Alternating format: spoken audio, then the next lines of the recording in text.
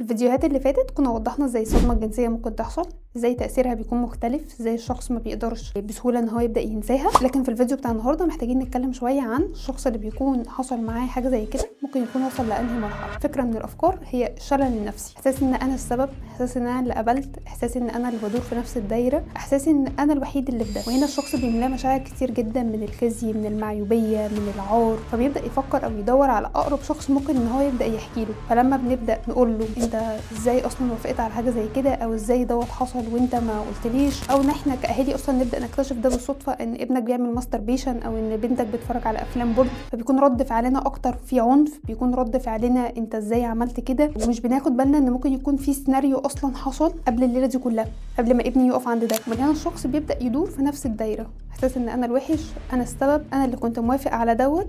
وما بيعرفش دايما يطلع من نفس الدايره، ولما بيجي يطلع من نفس الدايره احيانا كتير بيقابل هجوم وعنف، وفي نفس الوقت بيفضل واقف عند نفس النقطة، مش بسهولة بنلاقي لها حل أو بنعرف نتعامل معاها.